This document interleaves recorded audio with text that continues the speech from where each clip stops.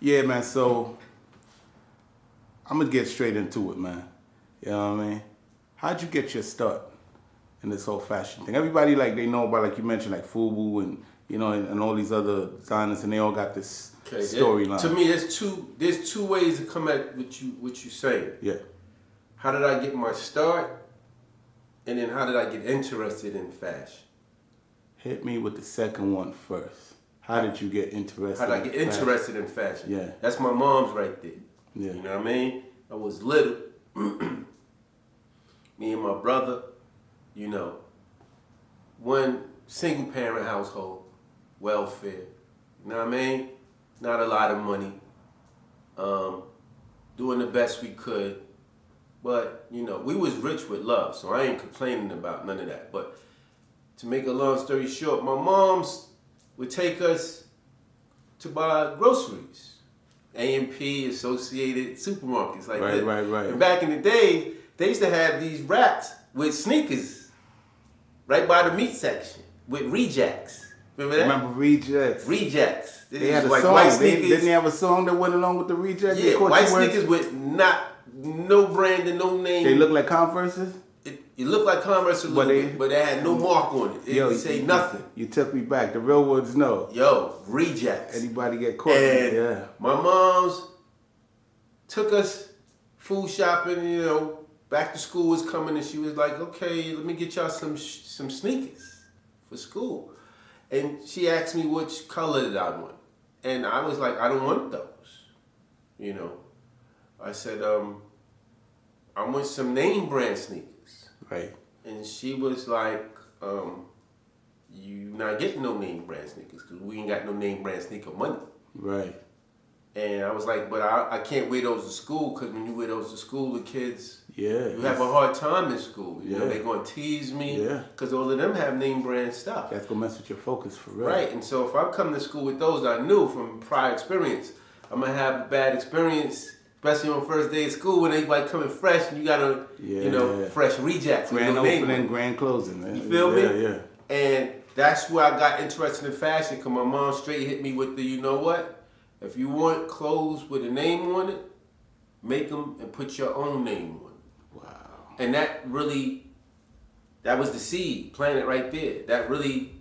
I want to say something. That really did something with me. I'm behind the camera, but I'm getting goosebumps right now. What's exceptional about that? A lot of parents will say when you go work and you could buy, but she inspired you. Yeah, she said it different. She said if you want clothes with a name on it, you make the clothes and put your own name on it. Wow. And I swear to God, that's the day I got an interest in fashion, where I said I'm gonna make some stuff and I'm gonna put my own name on my own clothes. That's how I got it. What do you make, for those who don't know? What do you make? I make everything, man. See, I knew that. That's why I did the question. I make everything. But, I focus on the men. Feel me? Because really, this is what it is. I really don't design for nobody but myself.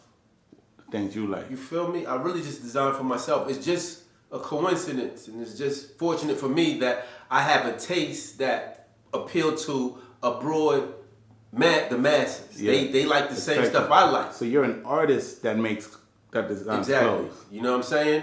And I make women's stuff, I make kids stuff, but I mostly make men's stuff, and I tend to stay away from the women's stuff because they have too many people making stuff for them. And for me, women don't really need brands. Women, to me, fashion evolves around how they physically look already without the clothes. So if your body is tight and everything, you go into the 99-cent store and get anything that shows off your body. You feel me? And you're good. Yeah. Men need style and fashion. We ain't showing off our body and our physiques and all that. So we need stuff that's really going to speak or make the statement for us, that help us express who we are through the clothes. Yeah. So I get more out of designing for men, and it's especially because I'm designing for myself. So I design what I like, what I think I'm going to look really good in and stand out in. And when I'm designing, I really don't try to make loud clothing. A lot of people making loud clothing. I make clothes that you can wear that blend in with the crowd, but you're still distinguishable. It's a weird balance. Is it safe to say you make clothes or you make pieces? You make pieces of art that people can wear? I feel like it's more art, It's more like wearable art, you feel me? We were speaking off camera. That hat that you have on right now, Yeah. you made. I made this, yeah. Mind blowing. Handmade, and I made this hat right here probably over 10 years old, actually. That's kind of insane. Yeah, and this is a collectible right here. Like, I have a few of them, but I don't think I'm ever going to make them anymore. When I was doing the hats, I was really into this bead phase. And this is a interesting story about this phase. Because as an artist / designer, you always have to have something that inspires you, that make you feel, this is my thing, that I'm better than everybody at. Correct. It gives you that confidence to feel like, okay, they can't touch me with this. And it was, for me, it was these beads. I kind of felt like I'm the bead man. I kind of had visions in my head that I could just hold out my palm and beads would just float in my palm and I could just manipulate it like Magneto. Exactly. I could tell it what to do. So I made dresses. I made skirts with all beads. I'm talking about roughly dresses that when the girl spins, it come out to a full circle. Wow. I had the bras too. I had thongs that I made from beads that I wasn't sure. Cause I'm like, will that work? Will that be painful for a girl to wear? But eventually I was like, she don't have to wear them on her body. So I started letting girls wear them in shows over jeans. And stuff like that, where it just was a statement with the broad top. Right. With the cap, and then I had the bags and the purses. So the beads was something, it was a phase that gave me my confidence to let me know that I can do something that's so unique that it helped define my brand. Yeah, because that's what you're ultimately doing as a designer, is defining your brand. People identify you through your brand, but your brand has to have some kind of history behind it or something special about it that makes people, stick in their head. Speaking of history, you mentioned the inspiration where that originated from. Oh, yeah, the car seats. Remember those taxi cabs? We had the car seat with the bead. The back, That's where I got the idea from. Wow. I saw the car seat and saw how it was woven, and I used to go buy the car seats, bead, and deconstruct them. It doesn't really get more urban than that. Son, I was just talking today I did a video where I was talking about, there's a big thing of collaborations going on right now. Yeah. And collaborations is where two entities come together to create something new. And the collaborations that's really happening is where luxury collaborate with street. And so I was like, okay, so what is that? Let's define it. Let's see, before I go into why is that happening, let's define what is the luxury element and what is the street element. And the luxury element is basically technique. It's the best or the better way of how you can make anything. They use the best fabrics. They got the best techniques for finishing, the best finishes, a lot of handmade stuff. So it's like, okay, so what is the street part? Street is a style, but it's not really a style. Street is more attitude. It's a feeling. It's a mindset. It's a feeling, yeah. It's a mindset that you want to use whatever you can get your hands on to make it wherever you got to go. Right. Because I wanted to say... It's a survival mode. It's what I was just going to say. Street, your feeling of street can change based on what streets you're in. Right. So it's a survival mindset, really. Yeah. That's really all it is. Yeah. It's a survival mindset that it doesn't matter how little you have. You're going to make a way with whatever you have. That's why in urban culture, when an artist shouts out a certain borough on stage, everybody has a different feel about their borough. Yeah, exactly. You feel me? If you're going to check a shorty in a different borough, you got to readjust. Depending on where she lives, you got to readjust your mindset. Yeah. So that's the street. Yeah. And the reason why I feel like this big collaboration is happening between these luxury companies and street influencers is because a lot of these luxury brands kind of, they're going obsolete. They're losing their momentum. They're losing a lot of steam. And so they need that mindset of working with Is that because of they're losing their leverage? Is that because of technology, or is it because people think different? Is it because of abundance of? Well, I think it's because they couldn't survive with the philosophy they built themselves on, which is really this exclusivity. Only to give it to these exclusively to these elite. And I guess as time goes, the elite is becoming a smaller and smaller pool. Right. First shall be last. First of all, see what I'm saying? Yeah. And second of all, elites don't buy anything. They expect everybody to give them whatever they get, because it's like, if I'm wearing it and it's on me as elite, Doing you a favor. those people are wanted who don't have anything. So you don't make money with elite. Because they're feeling so entitled, they feel like they, even though they can afford anything, they feel like whatever they get, they should be given. Feel me? So all the money was coming from the poorest people. All the money, all the Fortune 500 companies only got that way by the support of the people with the least amount of money. So the elite start to realize we can't just cater to these little companies. I've seen it happen in my field with Levi's. You know, Levi's jeans, not that they were trying to just cater to the elite, but Levi's felt like they could just rely and ride on that one formula, that one 5-pocket jean. They didn't have to change it. They could just stockpile this thing, and, you know, as long as they had the most inventory, they controlled the market. No. My generation of designers came, and when we started touching that denim, we was designing with it.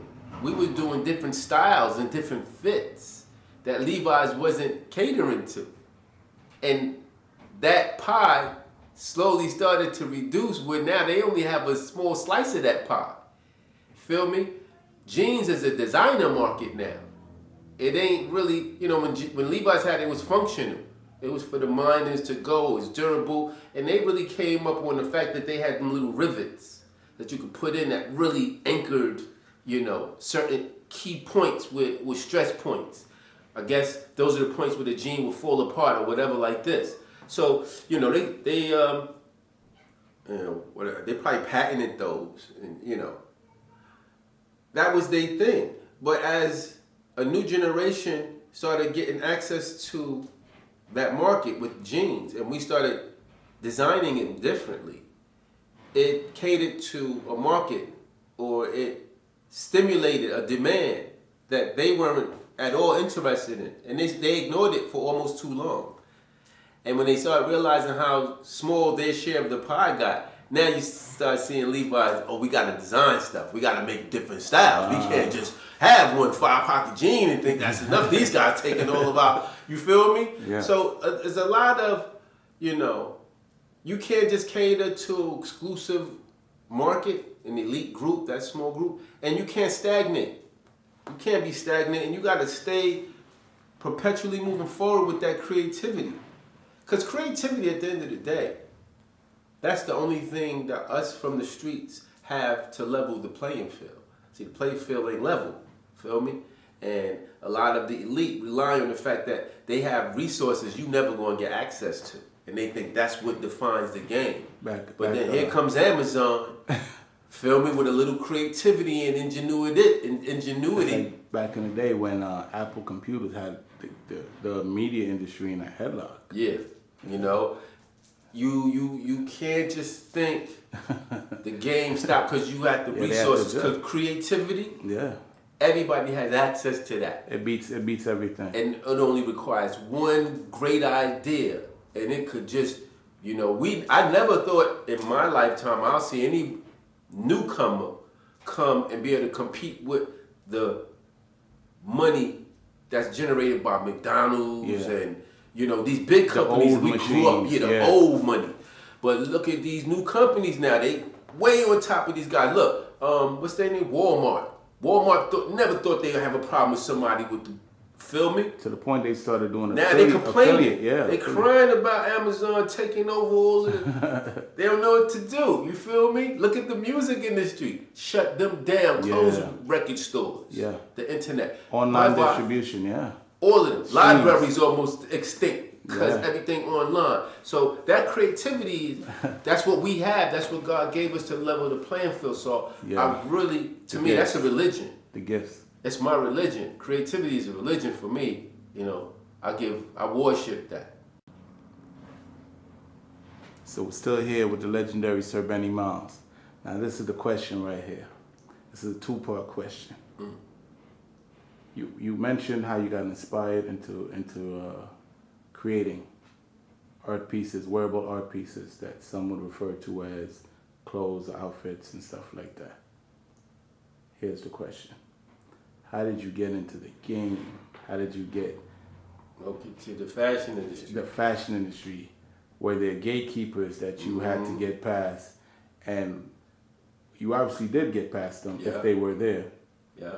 And when you got past them, what did you encounter in terms of adversity and people trying to go against you? Okay. You know, like any game, the rap game, you know, you know, what did you see? What did how you I got face? into fashion, how I broke into the fashion industry was, okay, I'm gonna tell you what the journey looked like. When I got old enough, I went to college. I tried to study architecture because, you know, I knew how to draw. I was drawing cartoon characters and comic book stuff. But, you know, I thought I was going to get into, you know, building houses because I would draw scale homes, and I was really good at that. And I started learning all of the different, you know, they got symbols and stuff where you got to learn. Yeah. And I was learning all of it. And when I went to college in California, I realized I didn't want to do architecture because it's a social field. You got to know people to get money. You got to get contracts. That is very true. People got to like you. And I'm not a social person. So I said, I need something that I don't got to be. Most artists are introverts. Right. You see what I'm saying? So I need something that I didn't have to go out there and win contracts and win friendship. I wanted something that I could just create something that was great. People liked it so much you want to buy it, and if I could sell it, make it again, and keep doing that. Repeat that process. And that was fashion. To me, that was fashion. You create an outfit, you don't have to know nobody to create an outfit. And if it's hot enough, people want that. And you can sell it. And then you can make another one. And if it's hot, you can keep selling it. You can keep just doing that process. So that's what switched me into fashion. I went to California State. They had a fashion program. But what I realized, all the textbooks was coming from New York, from FIT. Wow. And I'm like, I'm not going to pay all this money to be in California to read a book. And the sources, right in my hometown. So I came back to New York and went to FIT, learned that, studied under this lady named Pamela. I'm just giving you the kind of a little bit of the long version. Yeah. I had to perfect the craft. So, you know, in FIT I learned the sketching, the terminologies, all these different things. And then I met a seamstress, a master seamstress, who took me under her wing, and she showed me how to really make stuff. And from there, she put me on to 125th Street. She's like, you go there, and you just go on the street, get a table, and we can sell. And when I went out there, that's the first time I ever made money with something I made. And that's the first time I ever made $1,000 in one day. It's a beautiful feeling. Son, I made $1,000 in one day, son, selling these hats with these matching bags. And that's the first time I ever got knocked off and copied, too. I was making so much money so fast out there. The little African people inside the Mart, they got a store called 125 Mart. And I guess somebody saw me making that money, and they just, I don't even know if they probably bought one. They probably bought one and they knocked it off and they copied it. Correct. And somebody told me, and I went in there and sold my hats. And I was like, oh, snap. I remember, not to cut you off, but you know, it's things you deal with in the urban community. Cause I'm saying it because I consider your style to be urban from my point of view. Yeah. It's urban art. And that's something that we deal with, whether it's music, whatever it is, the things you wear. Yo, they sit around, people don't pay attention. A lot of artists don't pay attention. There's people always sitting around watching you and studying your craft, what you doing. I remember one year I was downtown Brooklyn, and I had a pendant. Silver pendant was a one-of. Right. And do you remember one year when everybody started wearing these pendants and these watches with like the world in it?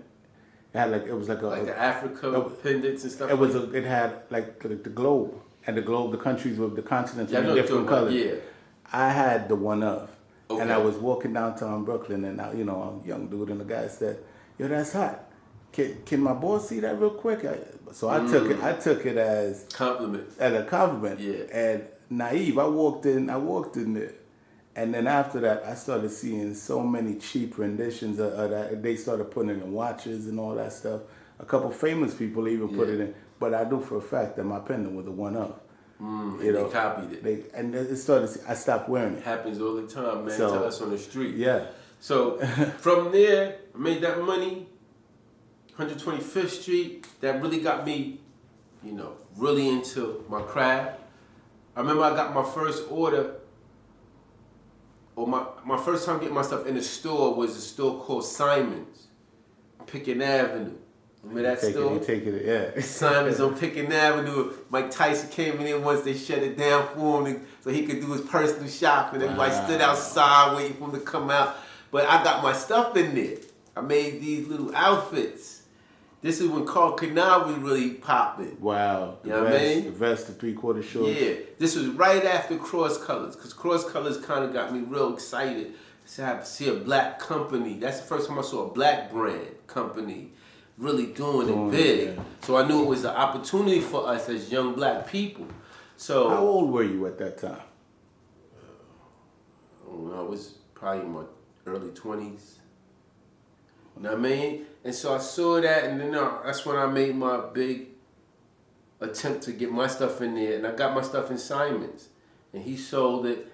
And a little later down the line, I made these outfits, kind of like a goose down bubble, like a bubble jacket with some overalls. You might remember this. And I put shredded money in the jacket, and I put shredded money in the patches on the overalls. I think they bit you with that one too. Son, they bit me with so much stuff. You remember when they started putting the money under the plastic in the like the long sleeves? Yeah, I remember that. They would put like $100. I had one of those. Yeah, son. I'm telling you, son. But I was doing the shredded money, going to the Federal Reserve Bank, and getting the bags of the money, and I was making it. And I came into Dr. J's one day, and the owner, Elliot. I remember Elliot. I was a young dude, but I remember Elliot. Yeah, he's the owner. He saw me with the outfit, and he was, took an interest, and he's actually scheduled a meeting for me to meet him and another guy who owned another chain store in D.C. called Up Against the Wall. Didn't they have one of those up here? I don't know, but they started in D.C. It started out as Commander Salamander, and then later he changed his name to Up Against the Wall. So both of them met me at a hotel in the city, and I'm going to show them my stuff right there, and I showed it to them. But they never placed the order for some reason, But just having that happen was a big deal to me as a young person coming up. For me, because that let me know people was paying attention to me, and I was making an impact in the fashion game for these kinds of guys.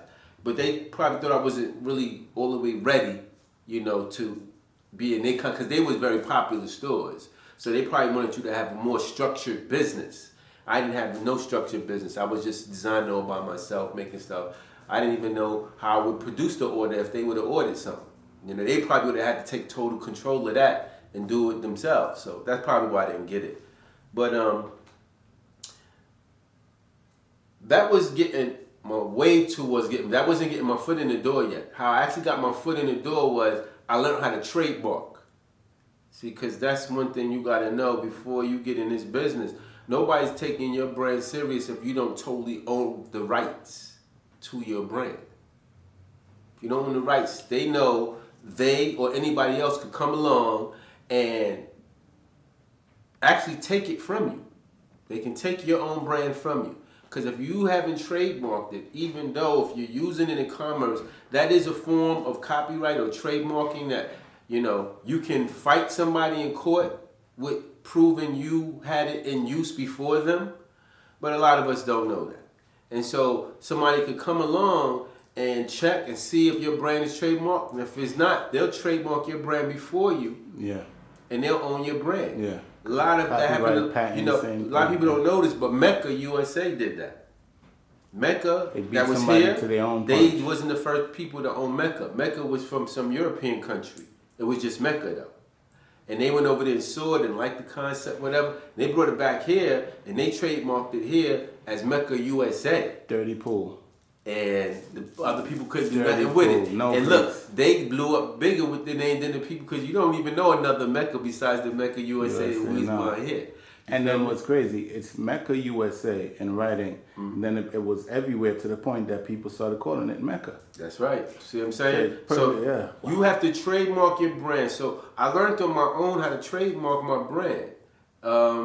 Before I trademarked my brand, Sir Benni Miles, I had these other brands. I started out with, my first brand was De La Bum. No, my first thing I came out with, because of Big Tom, was this guy named Big Tom. And I used to make the bead hats and do different outfits. And he would just refer to me as the sewing guy. He's like, yo, it's my man, it's the sewing guy. This nigga be sewing. And so I just adapted the name. And I incorporated. So my company was the Sewing Guy Incorporated. Feel me? After the Sewing Guy Incorporated, that wasn't really a brand. So the first brand I had was De La Bum, which stood for, De La stood for of the, and Bum was an acronym, B period, U period, M period, which stood for Black Urban Man. Wow. So De La Bum was my thing of Black Urban Man, and my concept for it was just a bummy look. You know, that's when I was realizing that bummy, grungy look is a style. Millionaires, you know, the Millionaires Kids started trying to do that a couple years later. Yeah. But the reason why I had to abandon that, because bum equipment came out. Okay. And blew up. And I was like, damn, we can't have two bums on the market because, you know, they known for the bum. Yeah. So and now I look like I'm copying. Correct. Feel me? So I said, okay, I can't use De La Bum no more. So I left De La Bum alone. The next brand that came in after that was called Jeans Motherfucking Jeans. You see, there's a heavy art element in there, you know, because artists that jump outside the box. Yeah. You know, I was just doing denim. And the name was Jeans Motherfucking Jeans, but I spelled motherfucking not like the curse. It was spelled MUTHAFUKN. Right. Right? But the store owners, style. You hear that YouTube. So he wasn't cursing. Right. Right. Jeans, motherfucking jeans. But the owners of the stores wouldn't put it in the store. Even though the jean suit I made was so fire. That was the first time I did an ad. And I did it myself. Well, that was back before society lost its natural mind. So they would, you know. Yo, my dude, they wouldn't take the jean because they was like, the kids are already so wild. If we give them a reason to come in here cursing, what we gonna do? Right. They gonna come in here with the motherfucking jeans. The jeans, motherfucking jeans. Fuck you, motherfucking fuck you. You know what I mean? They would have put motherfucking in the middle of any two words. Yo, with the sneakers, motherfucking sneakers. Yeah. Yo, give me the caps, the motherfucking caps. Was that a part of your marketing genius, though? It was a part of what I thought would happen, but they was just like, no, this is going to be a problem. We can't have that in here like that. So I was like, dag, I can't have the name stopping me from going commercial. So next after Jeans, motherfucking Jeans, I was doing a bunch of studying, you know, FIT. I went to FIT, Fashion Institute of Technology, and I started studying Balenciaga, Donna Karan, all these designers, and I was realizing the popular thing I was noticing, they all using their name. Ralph Lauren, everybody's using their name. So I was like, I should use my name. Right. So I tried to see how my name would sound for a brand. And so I was like, Aaron Miles. Hells no. That don't even sound good. Sounds kind of corporate almost. A little bit, yeah. To me, it sounded cornballish. I was like, I hated my middle name, which is Benjamin. But because my mother used to always call me Benjamin when she wanted to get me mad or upset. And she would just... because she knew. She would just do it with the rolling off the tongue, Benjamin, like that. I still don't like how that sounds, right? Just because I remember that. Right. But as I was trying to create the brand, I was like, I should use my middle name as my name too, right? So I was like, this is one of the main things I wanted with the name. I wanted people to have to respect me, whether they wanted to or not, just by the name. So I was like, Mr. Benjamin Miles. And I was like, that don't sound good. You feel me? I see where it's going, yeah. You feel what I'm saying? So I was like, nah. And that's when I did the Sir. And I was like, Sir Benjamin. And I was like, nah. And I said, Sir Benni. And that flows off my tongue so easily. Yeah. I was like, Sir Benni. Then I added my last name, Sir Benni Miles. I was like, oh, And the New York came because Donna Karen and people like that, all of them always put New York at the end of their name. DKNY, Donna Karen, New York. And I was like, okay, I'm from New York. Sir Benni Miles, New York. See how that just flows right off your tongue? That was the name. As soon as I said it the first time, I was like, I'm Sir Benni Miles, New York, yo. New York gave it the urban, the urban. It gave it the demographic. Yeah. See what I'm saying? Because, you know, you had a lot of designs and fashion, especially upscale fashion. It's always given credit really overseas in Europe, Italy, Paris, these kind of places. Feel me? But I'm doing urban fashion, and I wanted to make my demographic known that I'm from New York City. And that's why New York became so important to me to put on the end of the name, because I thought it, even though I'm urban, since all the people like Donna Karen them was using it and they're more upscale or more commercial than me, it made it feel a certain way, gave it a little polish to my grunginess. You feel what I'm saying? And so when I said Sir Benni Miles, New York, that became the name. But I was like, I learned you have to own the name. You can't just say it. We rolling? Yeah, we rolling. That's what's up. Making moves. As a young dude, I seen you on billboards. Yeah. I even want to say buses. Yep, we was on the buses. You know, Sir Benni Miles all over the place. Magazine ads. I wanted one of them stocking caps so bad. Yeah. But you know you couldn't go up in your mother's house from a West Indian household with that stocking cap on your head. Yeah, I feel you know what I mean? You get labeled. But you know, as far as the competitive side of this thing, right? It's still an industry like any other. Let me know about This is the real deal. We're really filming in the urban environment. It's the hood, yeah. You heard that dembao passing. You know what I mean? That reggaeton song. From the streets, you heard? It's real. All right. So we in touch with the people. Don't get it twisted or misconstrued. Without a doubt. Right. This is real. Facts. So okay, we're gonna get into that. Let me know about the cutthroats, the sabotage.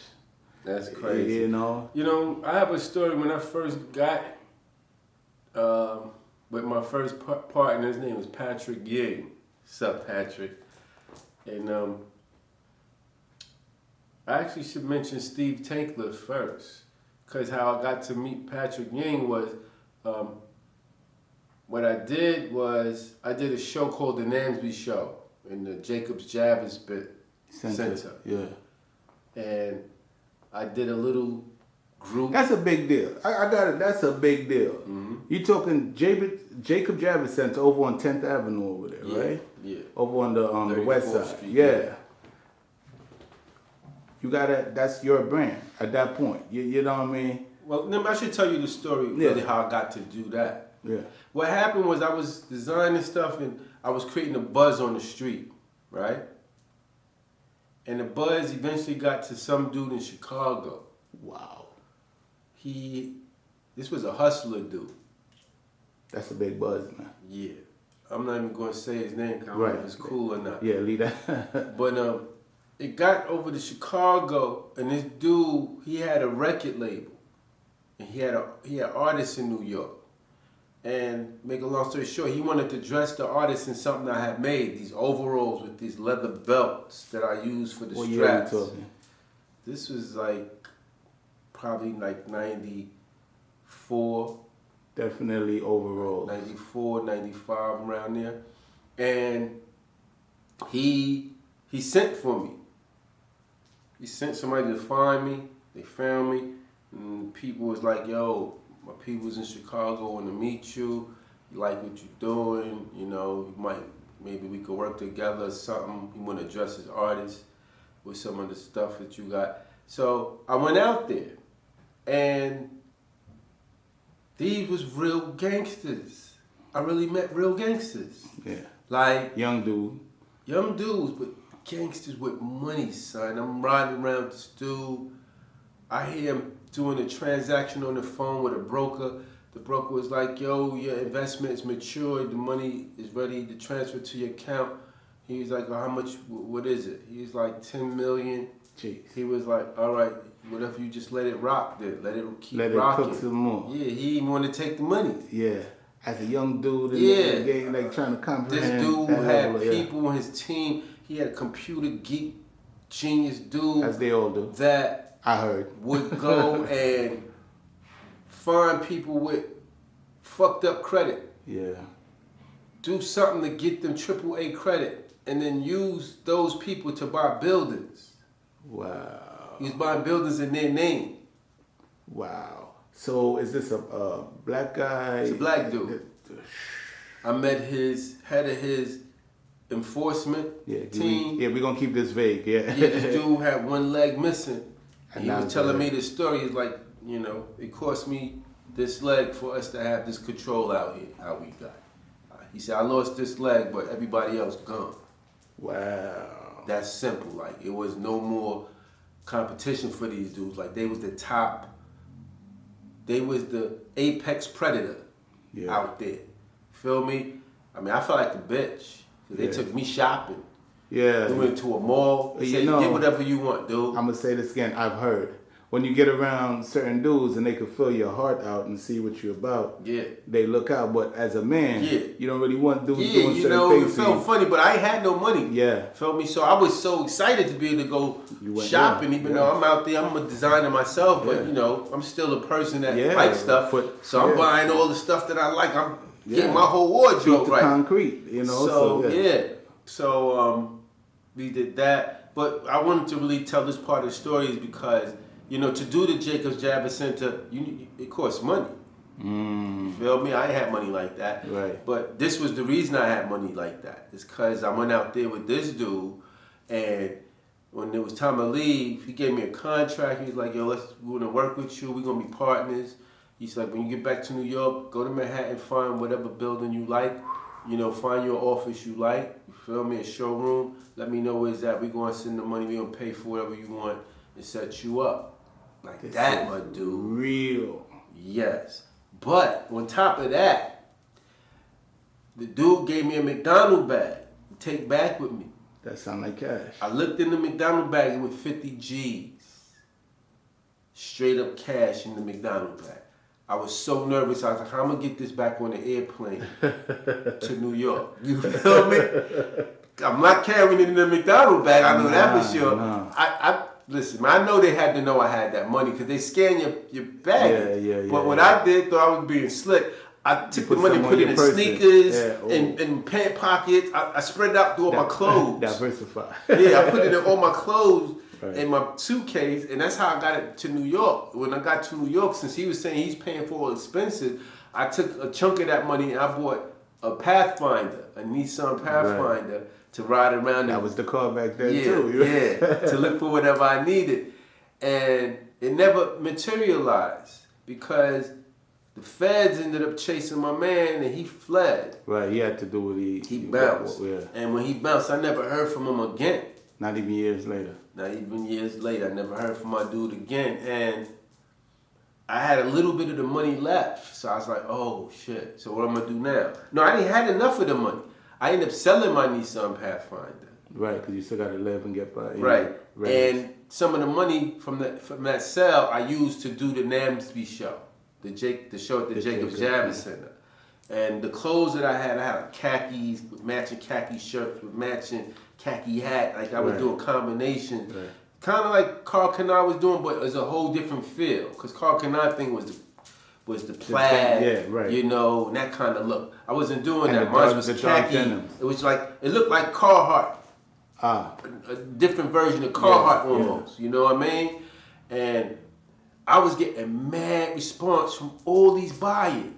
Because you were in the dark denim era, like you said, the Carl Canards and stuff like that, and then you come with a different... Exactly, I had a whole different spin on everything. But I knew nothing about the business side. So they was using terminologies that I didn't know what they was talking about. They was like, is this on the floor? I'm like, yeah, it's right there on the floor, right there. Which on the floor means do you have it in stock somewhere? Feel me, ready to go. But I thought they meant on the floor right there. I'm like, my dude, you right in here with me. You don't see it right there on the floor? Wow. And, you know, things like that let these professional buyers know that you don't know what the hell you talking about. Your wet bond is right. You know what I mean? They like, you have it, is it pre-packed? I'm like, it comes in packs. But pre-packed means, does it come sold by the dozens, broken down in sizes? Wow. But I didn't know what pre-packed means. So I'm like, yeah, man, you asking me crazy questions. This comes in the pack. Young entrepreneurs watching this right now, want to remind y'all, this is Sir Benni Miles. You're seeing this right now in New York City Films. I had to put that out there because you're giving like so much solid game, and that's another thing. You know, I know of other dudes that do different things, but there's only a selected few that like to actually give the keys to another generation so they can. Oh yeah, man. I always like to share. You know. Yeah. I mean, I know this information is worth a lot of money. I could sell it. You feel me? Yeah. But it's something that I feel I'm gonna pass the torch down, so our new generation don't have to keep learning the wheel all over again. Who have you came into contact with in the same field, on your journey, that were like the total opposite of that? Is it that knew what they was doing? No, that don't want to, like, would. Oh, that didn't want to share? Didn't want to share, and would also try to take from you. Oh, my dude. All of them, everybody. I'm going to get into those stories. But nobody wants to share no information. You feel me? Because they trying to use that as their leverage. Your ignorance is their leverage. I never looked at the information as my leverage. My leverage was, I'm the most creative dude out here. You can't create like I could create. So that was my thing. You feel me? Like, put it like this. A lot of people in the industry roam around looking for things to copy. Right. Specifically looking for great ideas to copy. As we would say in the hood, especially for the time period that you're talking about, who bit your style? I'm going to tell you a bunch of them. FUBU. Wow. So many of them. That's heavy. So FUBU was one of the main ones, but there was a lot of other ones. There was a company called Jinko. I remember that. And they used to make these big wide pants for the skateboarders. They got that from me. A young dude. I called that look the Ziggy look. But I never put it out. Wasn't there even a brand called Ziggy or something like that? Probably. Even Anichi came from me. So no, Anichi came from me, and I didn't even peep it. My cousin put me onto it. I would make these tapes, right, to finish the inside of my clothes. I was making like these upscale outfits because, you know, I would go to clubs and stuff. Right. And when I would go to clubs back then, I couldn't get in a lot of clubs because they would be like no jeans and sneakers. Right? So I had to make clothes that I could wear to get into the club. Right. So I was making casual looking button-down shirts and stuff, but I was making with real, you know, high quality finishes. On the inside, I would use tapes to finish the seams. And I would make this tape. I made this tape that just said NYC in there. But I put 3 lines in between each time it repeated. So it'd be NYC, 3 lines. NYC, 3 lines. Inichi. I didn't see. Right. See what I'm saying? Those 3 lines was the E on both sides of the NYC. Yeah. See, because they would come to our showroom to borrow clothes for fashion shows. And my cousin put me on. It's like, yo, my dude, they copied that. They got the name Inichi from inside your thing. Look at it. Yeah, and when he showed me the 3 lines that I was using to separate the NYC each time, he's like, just look at it. And he just blocked off one. And he's like, that's Inichi right there. The 3 lines was the E. That's crazy. The NYC, and then it finishes with the 3 lines for the E. So you know our people, you know our culture. You know what I mean? And by saying our people, for those who don't know me, I am black, right? This show, things affiliated with this show are for us first. Okay, unapologetically, it's for us first, right? So when I say certain things or ask certain questions, it's from the point of view of us. It's a show for everyone, right?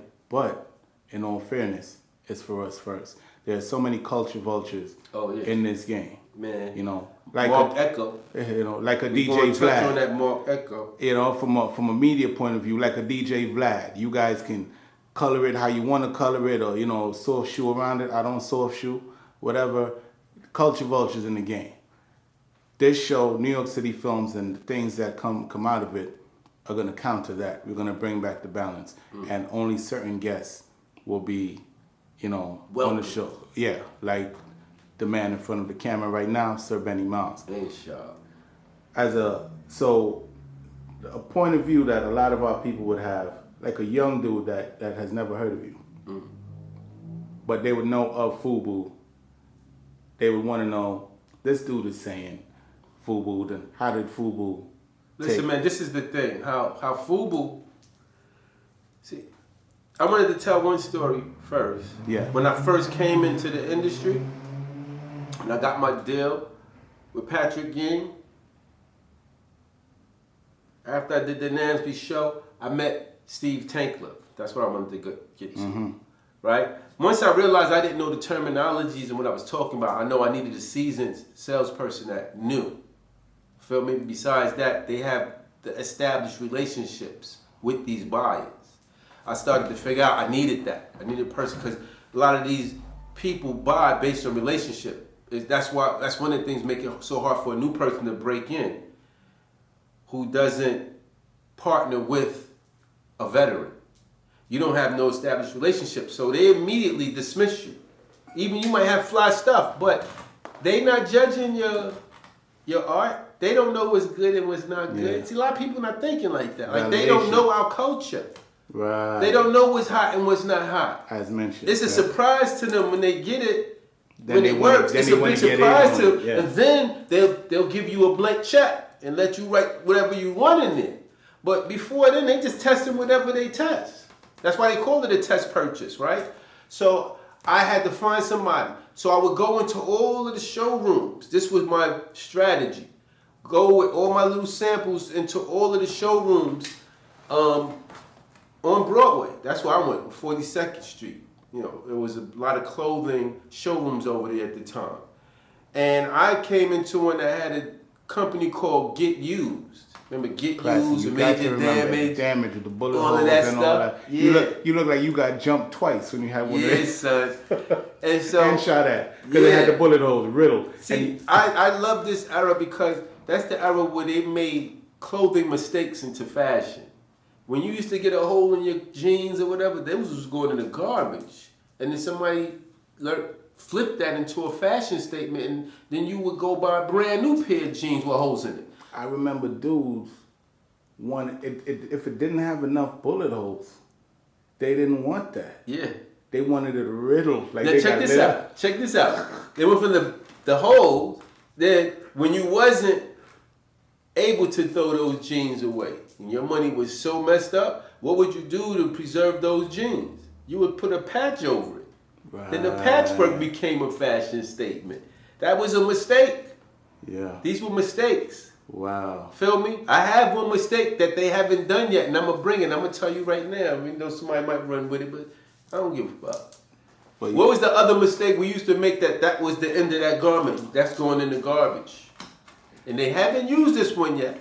You saying from a designer's mistake? No. Or consumer, like somebody got something and something happened just to a person, just a regular person, consumer. You burn that, you leave the iron on that joint. The iron burn. That's really what it is? That's what it is. See, now you know Son, I'm a creator. The iron burn is the next mistake that I always wanted to bring in. I even tried it, but it's hard to, you got to leave it there for a long time to even get a fade. Yeah. But I know it's a technique that could be made, even probably like how they do the cows with the thing.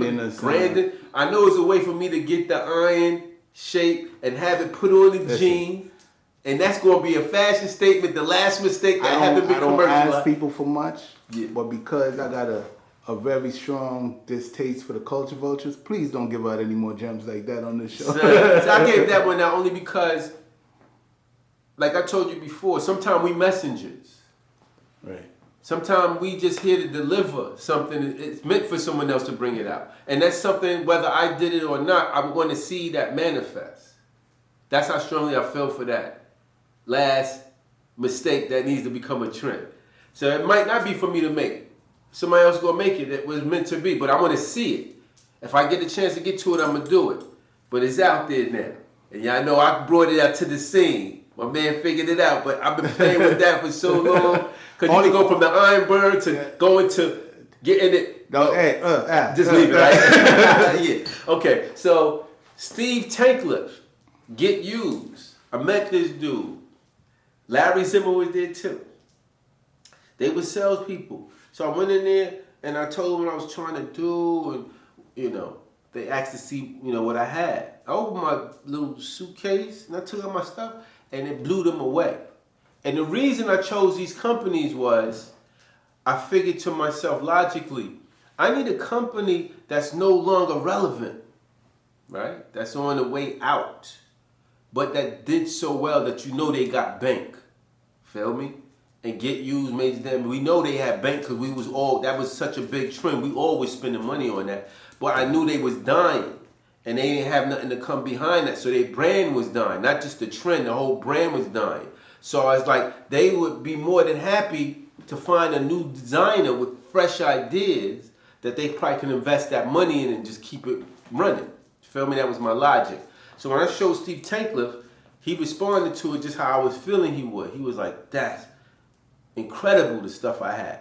But he also knew more about merchandising than I did. So he was like, you need to add these pieces to your, you know, these pieces are missing. He knew what the whole collection needed to be, how it needed to be filled in.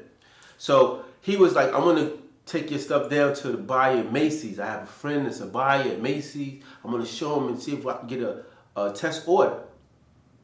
But he's like, you need a sweatsuit, right? So I was like, all right. And he said, how long would it take you to make one? I said, give me a week. So he gave me Before this is over, yeah, I'm going to ask you to bring out a couple pieces. Okay. And let them know where we at right now. What, this garbage gallery? We're at the garbage gallery, baby.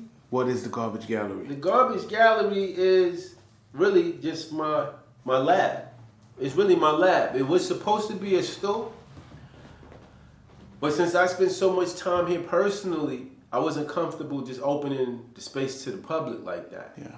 You know, for several reasons. My safety. Also, it's an energy thing, you know. Yeah.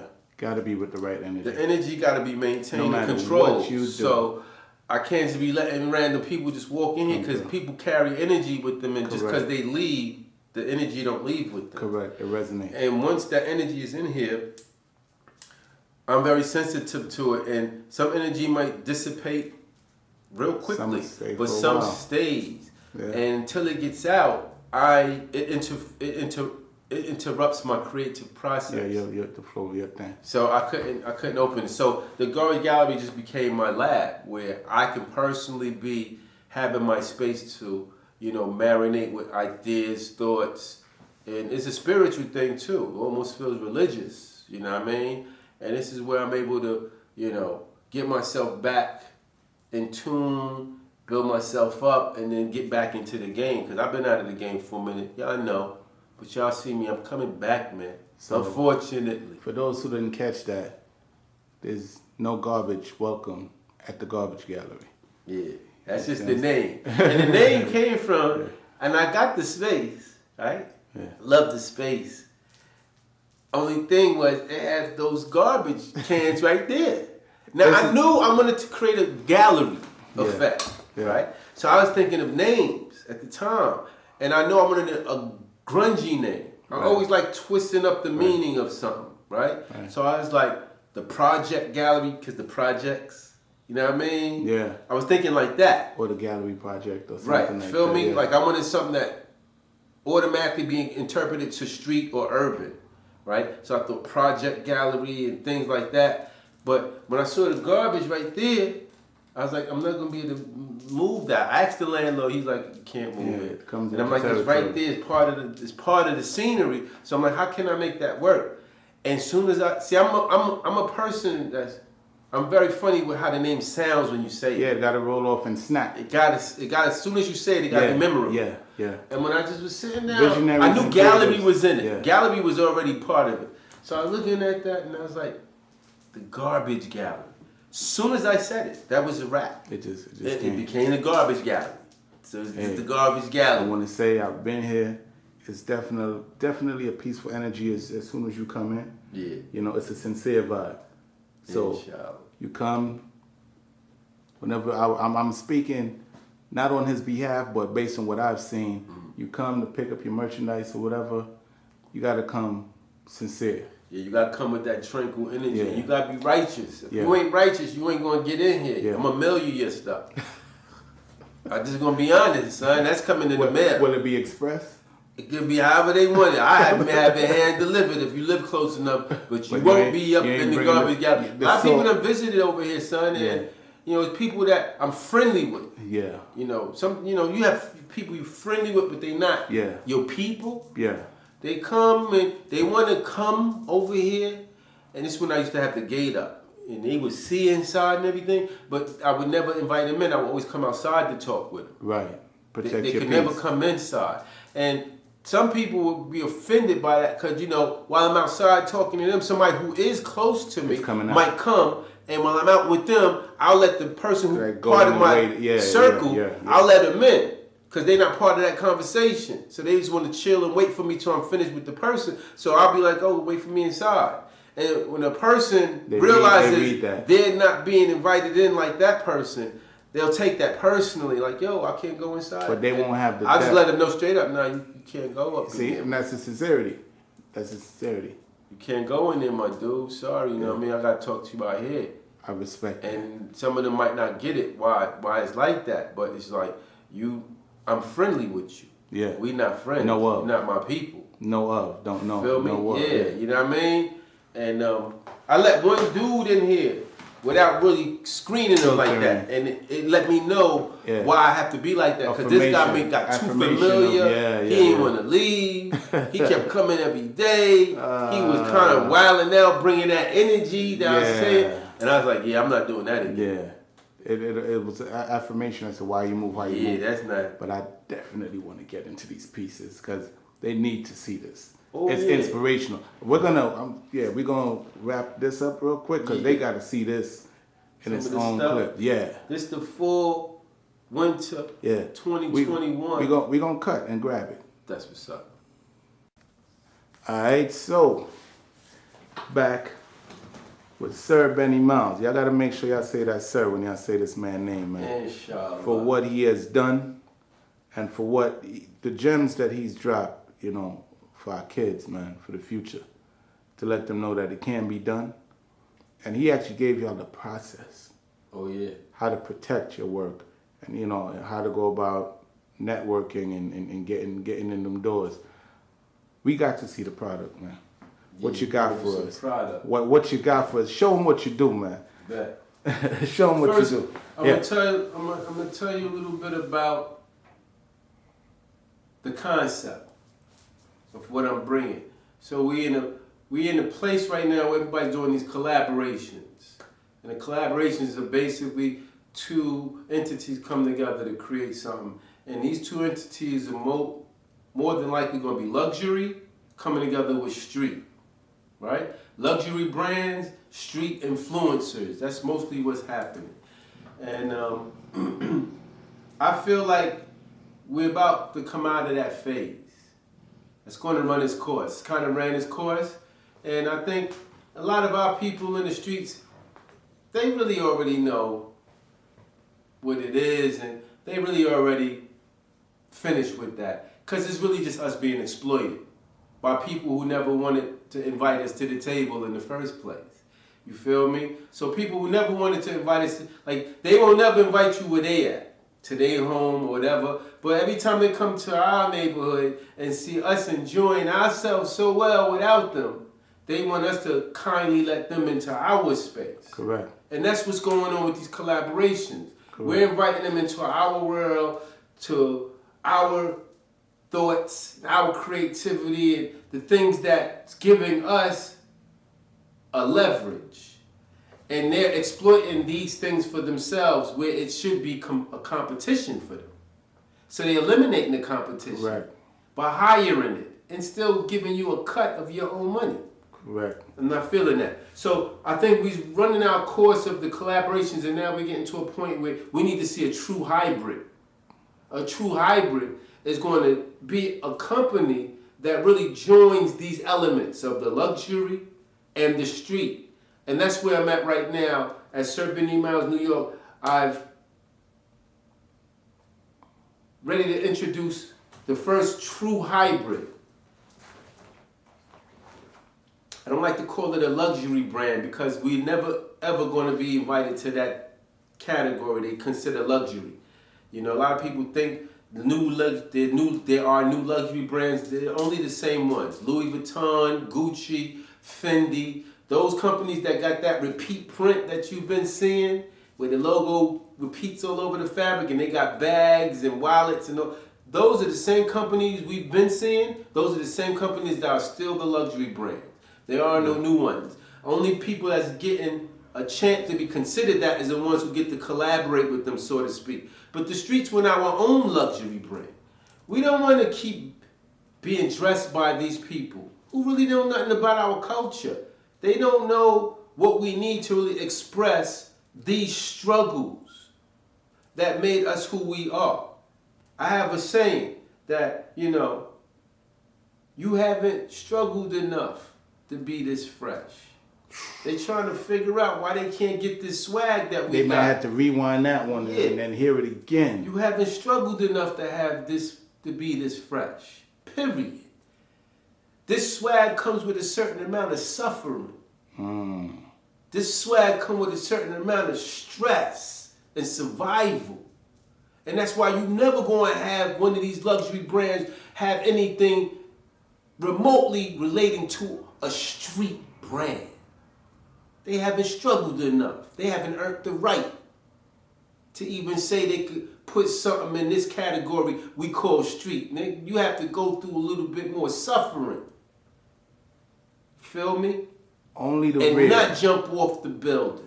New York City. Not shoot yourself in the head. New York City. Not murder your whole family. See, we go through this level of struggle and suffering without doing these destructive things. It become everyday normal life to us. That's street. It's a mindset of I will survive. That is street. And we turn that mindset into a look and a style. Yeah. Feel me? And now I've come up with a way to make it I don't call it luxury. Street coat, short for street couture. Slap them with it. Street coat. Slap them with it. Short for street couture. It's not luxury. It's the urban interpretation of luxury. Dip in the bag. Yeah, what's this What's in the bag? Tell me what's your favorite color, baby. Man, listen. Black, red, or green. You know, you calling the colors right there. Those who don't know. Yeah. Listen, man, what you got going on, man? Black, red, or green. I need you to tell me which one you know like. what it is? Yeah. Red for the power moves. Red? All right. Let's see what you got This going red on in for there. you look like you going to be a large or, what you a large or extra large? Extra large. Extra large. Oh, wait, so I'm actually getting something right now. Right now. See, this is what it is. I want to let, while he's doing that, New York City and everybody that's watching globally. Red extra large. At New York, look, This hold house on, look at package. the packages. This house package, baby, bro.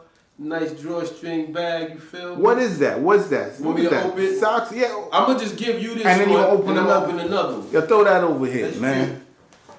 Yo, I could actually, I ain't even just saying this because you on my show, man. That's a $175 little set right there. Yo, when you pull the other one out, Yeah. I need them to see how this logo is printed through That's the what I'm gonna bag, show 'em. man. That's what I'm going to show them, the whole thing. Now, I designed these little... Before you drawstring open it, bags. nah, don't give them, like, look at, you can see the logo printed through the bag. Yeah. But I I'm like opening that. the show. Yeah. I'm opening the show so they can really see it. That's my print. Like I said, every luxury brand has what they call a repeat print, right? Yeah. Now, the story behind this print, I studied all of the top luxury brands, which to me is Louis Vuitton, Gucci, and Fendi. I studied this repeat print for 2 years. Wow. 2 years. You got to put in the work, man. You got to put in that study. Definitely. Because you got to understand the formula. There's formulas to a lot of what's being done. It took me 2 years to understand the formula, and I still didn't understand it.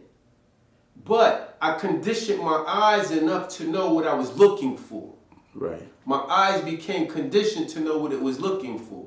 Feel me? After that 2 years, I played with doing repeat prints and just repeating a bunch of stuff. It took me another year to come and make this print. And when my eyes saw it, I stopped doing it. I didn't have to do it no more because I knew this was the print. I don't even know if to wear this or to put it there in my editing station, man. This Wow, this there set we right go. here come with a Black set. owned. Black owned. It comes with the underwear. Black owned. With my print. Black owned. That's fellas, my print. ladies. You see Sir what it Benni is. Miles. But I'll say this is the luxury element part, right? Is having, luxury is really techniques. It's techniques and quality of fabrics. So they use the best quality fabrics. Yeah. They use the best finishes and the best techniques that we usually can't get access to. Yeah. You feel me? So having this print is one of the elements of street code, the urban interpretation of luxury. It's not luxury. It's the urban interpretation. Flip that around this again, is man. us. Flip this that is around ours. again, man. This is for the streets. This is luxury apparel, tailor-made for the streets. So you don't have to say we're wearing, clothes from their brand. Black design. This is black we're wearing owned. luxury level apparel from our own brand, baby. But what makes it street that none of them know, because they don't know this culture, they don't know this lifestyle. To come up with that skull cap that go with that. Yo, you telling me? Hold on. See now you talking that. Oh yeah, see, that's I'm trying to what's keep in it. I'm trying to keep it professional. You telling me there's a skull cap to match the Every joint? pack is packed. Yo, don't like do this, me like right, that, dude? man. Every Don't pack do is me like packed that, man. yo. Feel me? And this got the feel like the do-rag. Yo, don't do me like that, man. Feel me? It's even got the similar type of fabric you used to see in the do-rag with. But this is like a take on my stocking cap, which I became so known for back in the day. Yeah. That's why I did this style. Yeah. Feel me? But this is the cap to the underwear. Wow. Now, who does that? Innovation. I knew to do it because the streets like wearing that stocking cap under that baseball cap and having that band on the underwear match that cap and then having the pants pulled down a little bit so that band show. See, that's street right there. All that street with people telling us, oh, why don't you pull your pants up so your underwear don't show? We do that on purpose. So that's swag. I don't call it swag. I'm going to let you know when I say it, it's going to be called Liquid Fresh. Stop playing with them. This is Liquid Fresh, baby. Stop Ain't no playing dripping with them. over here. See, drip sound like little bits at a time. Nah. No, I want something that pours on you. This Liquid Fresh. Wow. You feel me? Now I'm getting deep on y'all. This is Benni Miles, sir. Benni Miles in the building, New York. The legend. Brooklyn's in the building, yo. Yeah. When I come, I'm not coming to play no games, baby. My underwear's coming packed in that. When you get it, you gonna get this Yeah. with this. Now, just to show you how thorough it is. Yeah, don't drop that. Don't drop We ain't that. gonna drop it. We ain't gonna drop it. I'm gonna throw it on the side right there. I still feel like you taking it easy on. You hitting hard, but you taking it easy on. I got colors in that. Let me do the colors first. My man right here, he got this red ensemble right here. I almost don't want to see it. I Let me almost show don't want it to to see you, it. baby, because the people want to see it. They like, yo, don't stop them. Let me show this. I almost We don't want want to to see see this, cuz this is Wow. our stuff. This is our Yeah. luxury. Yeah, this is the urban interpretation. Yeah. See, that urban interpretation, when I say it like that, see, most people, and I've seen so many brands try to penetrate into that luxury level. Yeah. Every one of them, by the gatekeepers of the luxury level, they get dismissed. Yeah. Those gatekeepers come right up and go, no, that is not luxury. Yeah. And that's the end of your attempt to try to be luxury. Correct.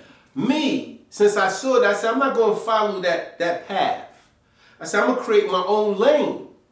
And that's when I said, I'm going to create not luxury, I'm going to create the urban interpretation of luxury. See, when I say that, all of those gatekeepers got to pause and go, is that a real thing? They can't dismiss it because they don't even understand what it is. That little pause gives me the window of opportunity to show some product to the consumer, whose opinion is the only opinion that matters. Man. And then once I show it to the consumer, and you say, There we go. oh, no, that is You luxury. look like you about to enter the ring with that joint on. Come man. on. When you say, no, that is luxury, after you've made your mind up and say, this is luxury level goods, luxury level, because it's not luxury, it's the urban interpretation of luxury. Yeah. Right? But when you say it's luxury level, after you say that and make your mind up, any critic that comes behind that decision that you've made as the consumer, they lose credibility. There you go. That's called chess, baby. Look at this. I'm checkmating niggas. Look at this. You feel me? Look at that. That is the luxury.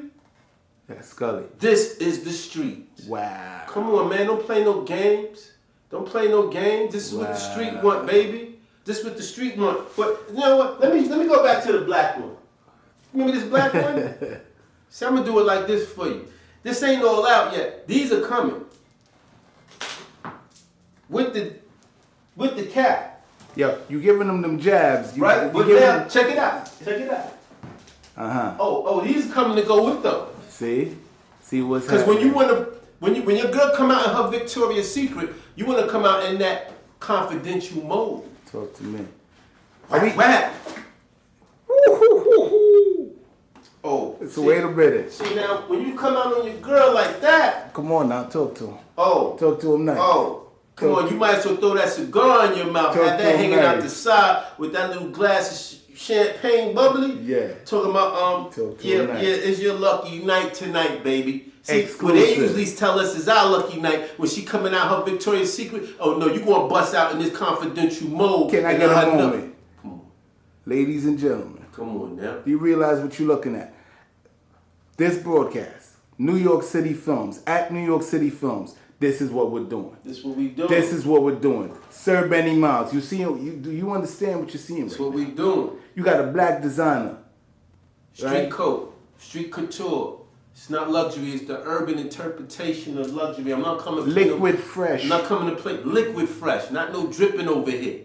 Feel me? I'm not coming to play no games with y'all when I come. Listen. You feel me? I'm coming to show y'all why I'm a rookie in the vet. I'm coming to show you, man. And I want my money right, man. I'm not getting no cuts. I'm not getting no cuts and no money, man. I just want to confirm something. When I say it, you just say you answer me, because I want the people to know the design. Yeah. That's you. All me. The cut. All me. Listen, man. What color is that money, man? Green. What color that money is, man? Hey, green. They know what it is. That money green, man. Yo, the money green, man. The packaging, man. Come on, man. Look at the organic packaging, man. Come on, that money green, man. So check this out, man. Just for the sake, this is on behalf of that money getting ready to come in. You feel me? And this is packaged tight in here. Because I want it to be hard to open so only the owner can get to see, touch it. You don't want a bunch of people touching your product. Feel me? I see you got some items behind you, man. Look at that pretty green, baby. Wow. Look at that pretty green, baby. That's hustler green right there. Come on, That's man. Go get it green right there. Come on, man. And when I did these, starting to feel like I took the wrong color out here in these main streets. Hey, man, you could change it up. You could change it up. When I did these, right, the intention was that red, black, and green. Yeah. When I had to choose the color. Yeah. That's our colors as a people. You asked me what color. I said either way. What you said is red, black is green. It's our colors as a peoples, right? You like that green, don't you? Sir Benni Miles, ladies and gentlemen. Yeah, you gonna put that in the bag. See. Take that. Take this back. Oh, see, there we go. You know there we go. But wait. Check it though. You know. Y'all think this is something? I caught a sneak peek of something that's really gonna blow y'all minds. If y'all think this is something, I just got excited, so I wanted to show you my print because I wanted to explain the street coat concept and what luxury and all of this with the repeat print. But I'm behind the camera. Sometimes you want to make it a little more subtle, more mild. We want to come with the solids. Come on, man. We'll come with these solids, man. This joint looking like... You're going to come with these solids for your This joint looking like you sitting on a throne or something. Man. You're going to come with this solids, man. Yo. You feel me? Yo, this look like you sitting on a throne right now rocking that. With a scepter. Man. With a scepter and what you call it, a goblet in your hand? Exactly. That's what that red look like. Feel me? Oh, you see that? You like that red. That's solid. Hold on. Huh? Hold on. Take your time. Take your time with it. Taking the time with it? I don't even think you should open that bag. They gotta wonder about something. You gotta. Hey, listen, they're gonna be wondering because it's the first production. There's some come behind this where I already got what's following these. See, I'm already. Yeah. See, people used to tell me way back in the day. They used to be like, you know why you having a little bit of problem connecting with the market? You too far ahead. Yeah, visionaries have See, that problem. I'm already so far into the future what I'm gonna be doing. Man. That's why I'm showing these pieces. Mind blown with these two pieces right here. Oh man, look. Told you them solids come. But solids come. This Mike Tyson got right the here. Stealth. This Mike Tyson right here. That's what I said. It looked like you about to jump into a ring. That's Mike Tyson right here. I'm gonna send these to Mike. So that's Brownsville Black. But yeah. But the only thing is none of these underwear companies, Calvin, none of them, they don't know about this cap to go with that. So when you throw your jeans over them and have them hanging, and you want to have this on with your cap to the side, and come on, man. I'm about to hit the gym off of these. You see what that do? You see what that do, man? Come on, man. Now, I'm gonna just hit you with the last one. Yo, this is what all packaged like this is what we needed right here. Come on, this is street coat, man. This is for the streets. Finally, streets gonna have their own luxury level brand. We don't have to, you know what I mean, keep having people talking about they didn't intend or it wasn't really intended for us to buy that. You know, in the past, I've seen companies like Timberland and all these companies, and even these Gucci, making clothes with the big red lips and trying to, you know, make fun of us as a peoples and our culture, but still you depending on us for your money. Correct. We don't need that. Correct. But you were doing that because there was nowhere else for us to go to get that level of apparel. Correct. We have no urban black luxury brand. I'm on the set now. Yeah. I'm sending ripples through the scene right now because they know what I'm doing right now. Y'all might not know what this is doing. Y'all might not know what this means, but designers with these big houses, with them luxury brands for all of these generations having that market locked down, they know what I'm showing right now. Y'all don't understand how they considering calling their hitmen right now. They like, we got to get rid of him. Y'all see the link going across the screen? Y'all see the link above and under the video? Huh? Y'all, ooh. Huh? Woohoo! Royal. Come on now. Royal. You pull out on this with your girl. Ain't no more Fruit of the Loom hands. Man, I suggest you send that over to the Bishop Don Juan. We can send it over to him. You know what I'm saying? Yeah. Ain't no more. Yeah. You know, letting your girl flex on you with her Victoria's Secret. When she want to go get to the Victoria's Secret, say, okay, mommy, let me go pull out that confidential mode then. We gonna both keep it on the hush-hush. Huh? You got your secret, I got the confidentiality. Look at that green, baby. Yeah. Huh? This is what I'm coming with. Yo, man. And this is just the underwears. The beginning of the underwears. You don't even know how elated I feel right now. I'm looking, is this what you're looking at? You're looking at a black designer. He's not just printing stuff on something. You're looking at a black designer. I take it from scratch, from the fabric. I'll do the printing because, you know, that's part of the game, and I know that's the entry level. That thing on the floor, we're going to leave that for last. That black thing on the floor. Because that's going to, yeah. What you got behind you? Of course. All right. So I'm going to go stay, and I'm going to keep it consistency with playing with my print, right? Okay. Now, the only reason I'm pulling out the sneakers is because I don't even want to see that right now, but you got to show what you're showing. Yeah. The sneakers, they really dictate. The sneakers is, how should I say it? The fashion is following the styles of the sneakers somehow. The sneakers is people go-to thing that's really finishing that outfit somehow. A lot of times, another way for me to say what I'm saying, people could just have on some of these new sneakers and that's all they need to make them feel like they good. They don't even need the outfit to be, you feel me? That's how important footwear and sneakers have become in the urban culture.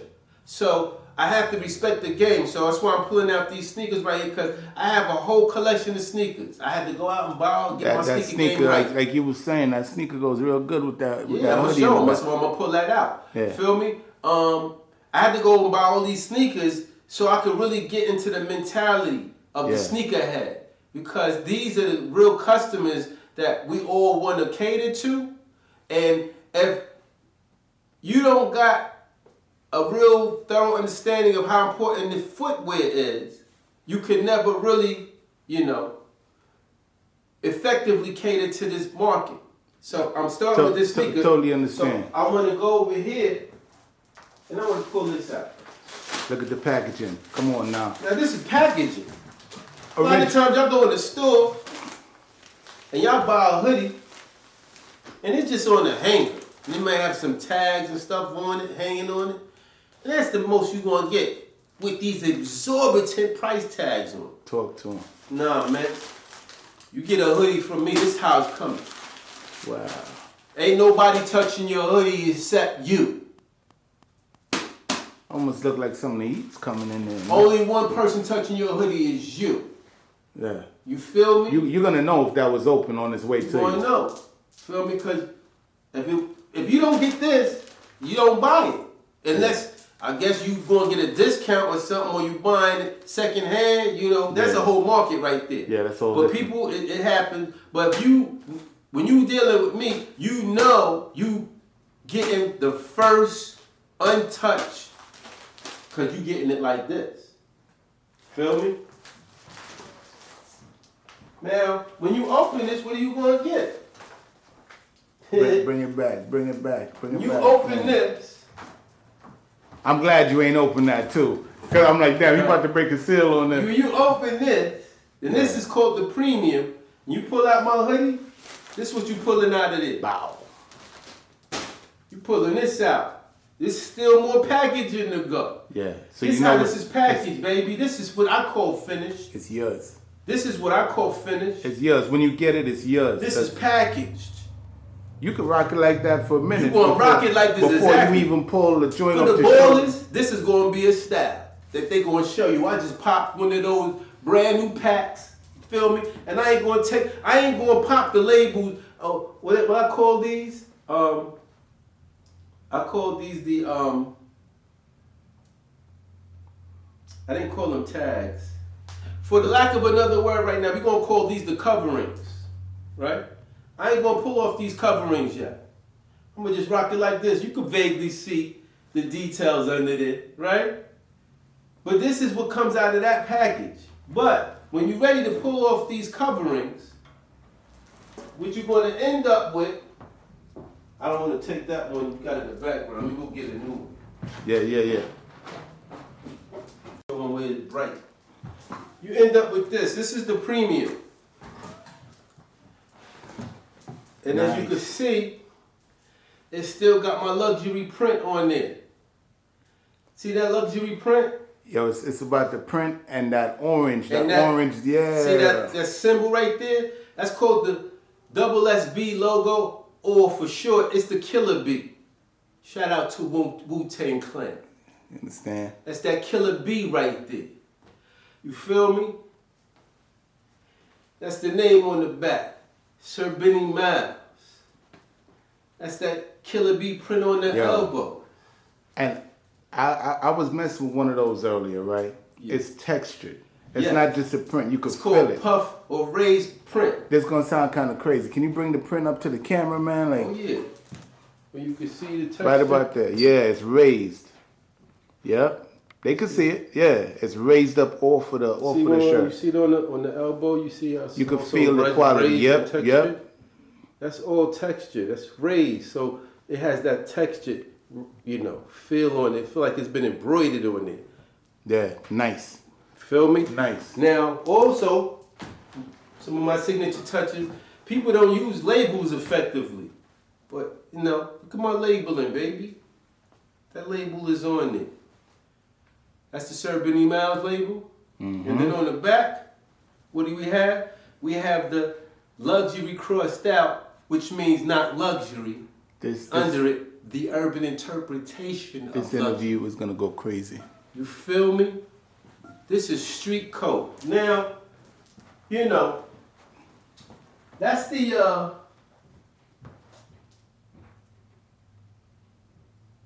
that's the hoodie. Right.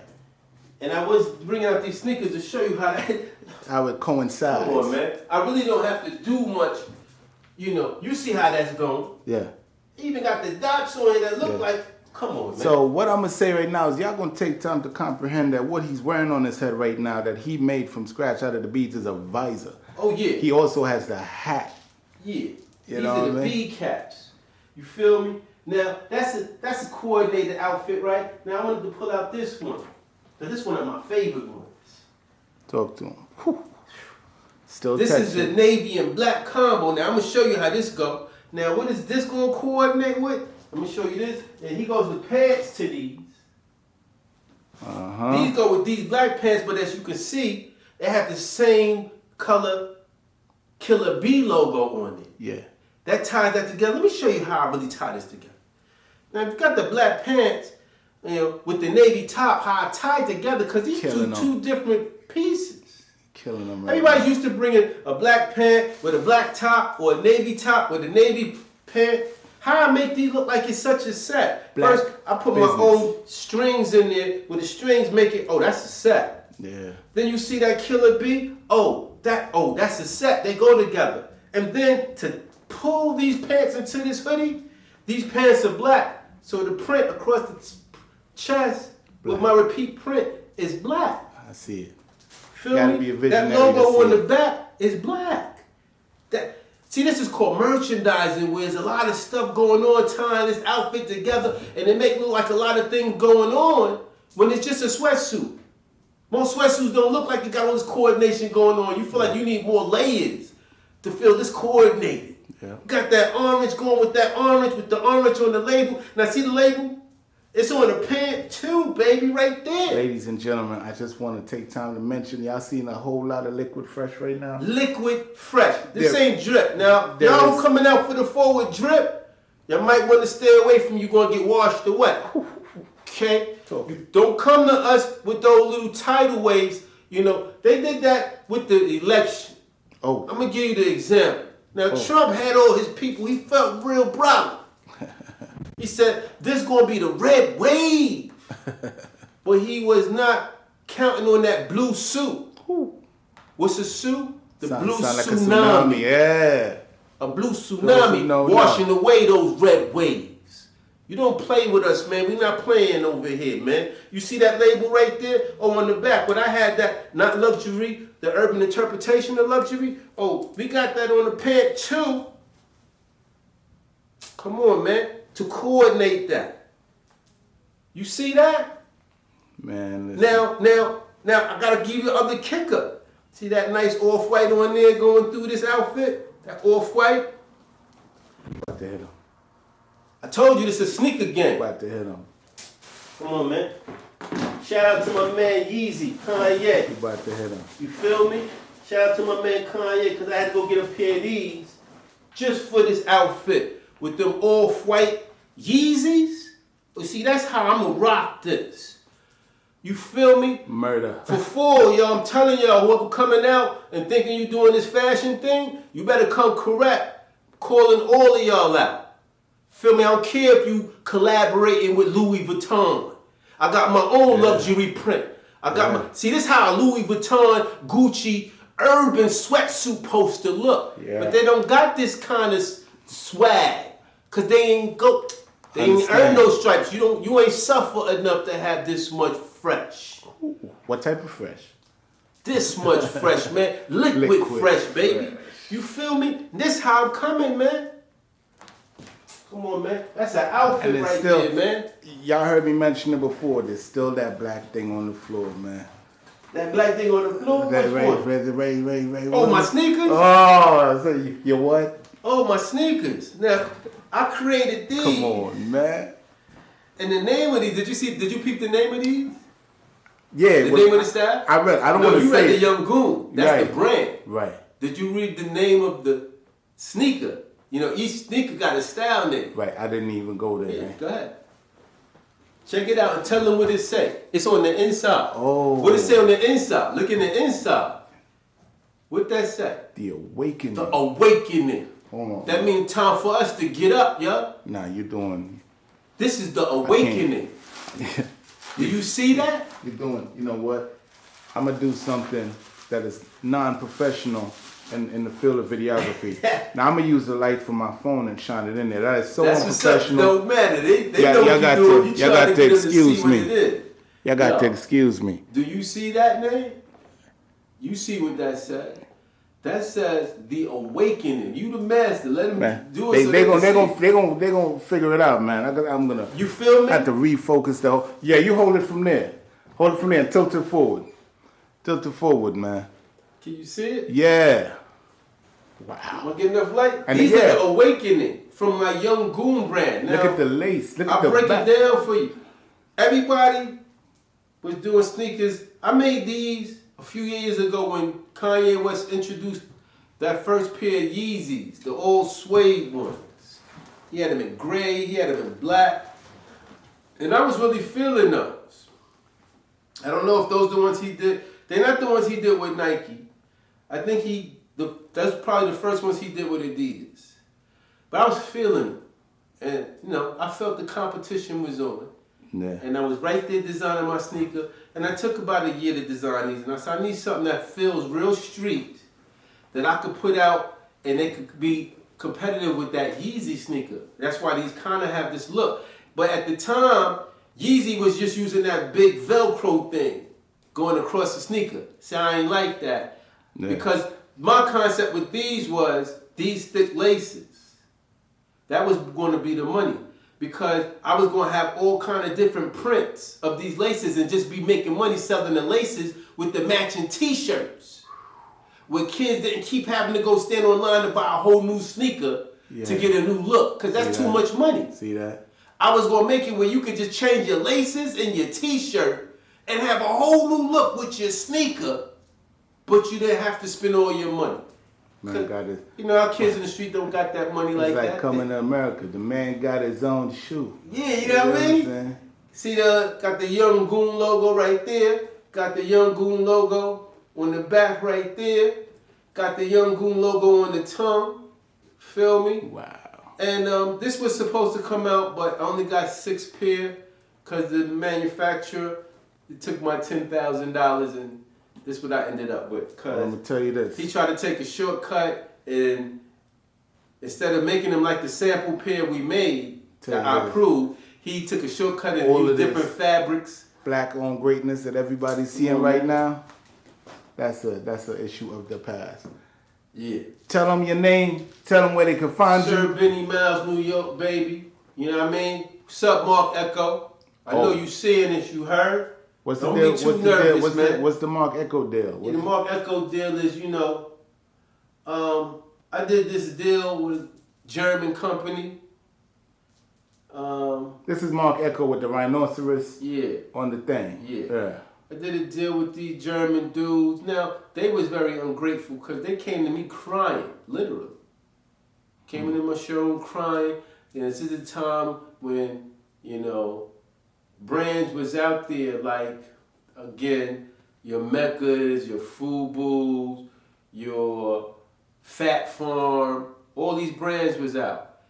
They couldn't get none of these brands. Everybody's turning these dudes down, right?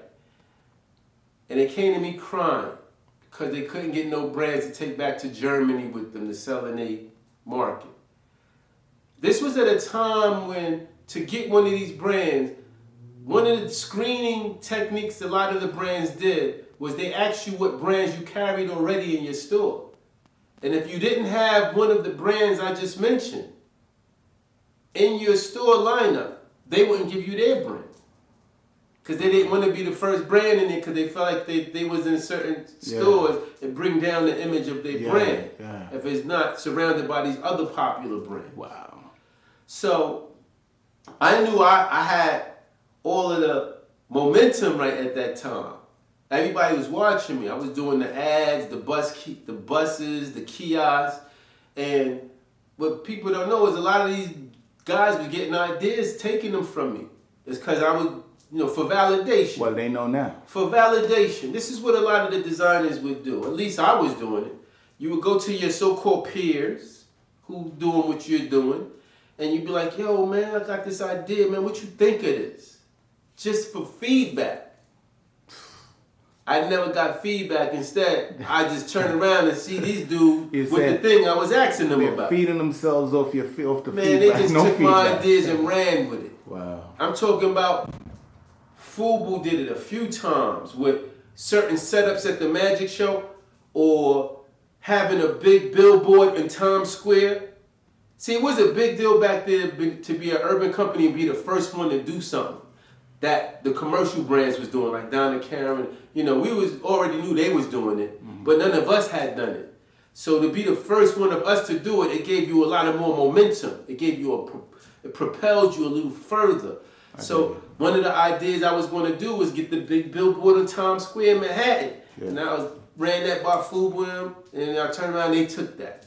They were the first one to do it. Then another idea I had was to go to the magic show. I was like, yo, you know what I'm gonna do? Instead of building our booth, you know, at the magic show, these trade shows, you build your booth. And a lot of times you build them around a theme.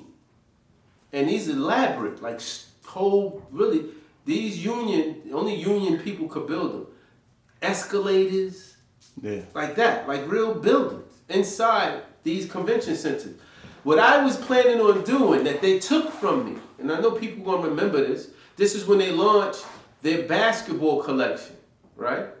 I was like, I'm gonna build a whole basketball court for my booth and sponsor a tournament where all y'all other brands could bring your team, and maybe you might want to design your own basketball uniform for your team, and we play against each other. Don't you know when I went to that convention center that was already set up? Them niggas had a basketball. It was set up. That's when I really knew. I can't be telling these niggas my ideas. These niggas is just running with my ish. Right? Mark Echo. So, these German guys came to me and they couldn't get none of these other brands. So I was like, this is what I'm going to do for y'all. So I'm going to give you my brand. I said, after I give you my brand, you go back to all those people you went to that said no and said, yo, we got Sir Benni Miles. And they're going to give you their brand. Inverse and elevation. they ended up being the major importer, exporter of all the urban brands for Germany. Because of that. Wow. Niggas don't even know that. They became the major exporter of all the urban brands for Europe and Japan. Because of that one gesture of me saying, let me give you my brand and go back to them and say, yo, you got Sir Benni Miles, New York. You feel me? Pioneer. And these niggas robbed me. And I guess Mark Echo, see, the thing with my brand in Europe, right, was the Sir. Because, you know, Sir is a European thing. Makes sense. That Queen Elizabeth got to knight you to even get that. That's a title in Europe. That's a title. Like Sir Elton John and all of them, they got knighted by the Queen. I didn't wait for her to get my title. I knighted myself because it was just a way for me to make people respect my name without even whether they wanted to or not. You have to call me Sir because I'm Sir Benni. Even sometimes people don't use your last name. They try to be so informal and just call you your first name. Yeah. But everybody who just called me, they always call me Sir Benni still. Yeah. They ain't have to say Sir Benni Miles. Feel me? And so it worked. So everybody who referred to me always seemed so respectful because they like Sir Benni. Feel me? That sticks in your head when you hear somebody refer to. I remember one time I had some people come to my showroom to buy some stuff from me, right? And they didn't know who I was. And they was waiting in my showroom to meet Sir Benni. They wanted to meet him personally, Sir Benni Miles. So I used to roller skate around back then. I had these rollerblades. And I used to wear a backpack with, you know, little kind of like bummy clothes. Sound like 90s right there. Yeah, baggy bummy clothes. So I came rollerblading into my showroom. I seen him. I sat on the cross from him. It was a older gentleman with a few girls, and they didn't say nothing to me for the first few minutes. And so I just sat there. I ain't say nothing. And after a few minutes passed, then they just asked me. It's like, well, do you have any idea when Sir Benni Miles will be coming? And I was like, Sir Benni Miles is here. And he's like, you're Sir Benni? I thought he was Italian. Wow. Because Benni sounds Italian. Yeah. Feel me? They didn't even know it was me. They thought it was some Italian dude. Wow. And it was so cool because back then, my showroom looked like some kind of upscale Italian. You know, I had an upscale looking showroom. All black, this black rubbery tile floor with this texture in it, like round bubbles. Yeah. and then all my walls was white, and all the fixtures was black, and all the furniture was black. It had that kind of look, you know, real contrasting, but everything looked so clean. But the only thing that made it feel real urban was the clothing. Right. And I only did hip-hop urban clothing. You know, I had this big wall that was up. It had my name on the wall with raised letters with lights on it. So it looked like a fancy thing. And I swear that's the first time I realized people didn't even expect me to be black. They thought Sir Benni was Italian or white dude. That is so interesting. That's bug, right? That is so Coming in, I didn't know why they was waiting to respond to me. I was like, I'll wait for them. Like I mentioned to you, when people hear the name of my, you know, your company, even my handle on Instagram and on Facebook at New York City Film. Yeah. They it has the effect. It has the effect. But they didn't expect that. They didn't expect it. Yeah, well, so that's a story I want to throw in there. But I gave these German guys that, and what they did from there after having my name, I gave them a sub-license. My first partner, Patrick Ying, wouldn't give it to them. Right. He was like, no, I don't want to do it. So we didn't sell to them. I changed partners. We fell out, and I had new partners, Russian Jews, named Alex Bizet and Norton Scher. So if y'all see this, y'all know I'm talking about you. Feel me? They breached our contract in the long run to become Rockaware and took all my whole collection. Wow. And did Rockaware with my collection. History. Feel me? I did a collection for them. The first collection I thought was fire. Fire. Earth tones. I had leather jean suits, but everybody who did jean suits did the jeans just like jeans. I mean, they did the leather. It looked like leather. It just, even though it was cut like jeans. Growing up. And the jean jacket was cut like a jean jacket. Growing up in New York City. Yeah. I wanted a Sir Benni Miles leather jacket so bad.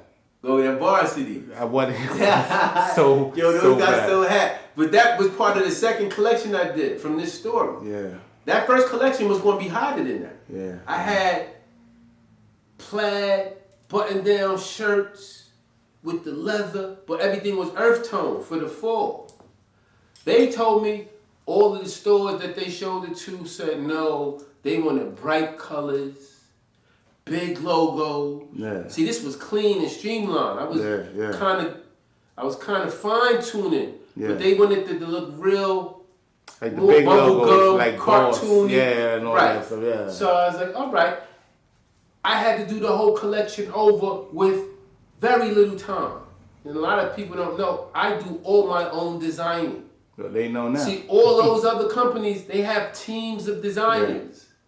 Yeah. They have departments. A department for the fabric research, a department for the finishing. Funny enough, way back in the day, I did security for a clothing company that rhymes with Hill Digger. Right? And while I was there, the actual designers would come in to have their shot at having their designs used under that name. Right.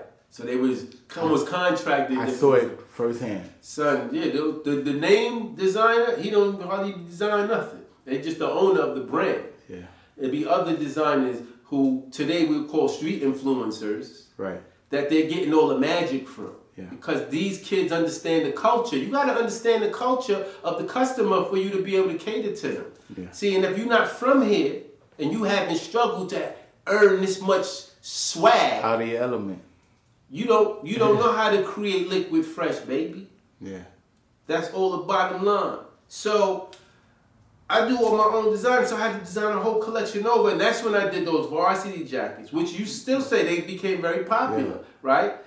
And that's because I'm not going to design no garbage. Feel me? But I still know. See, what I did the first time was what Fubu came out with.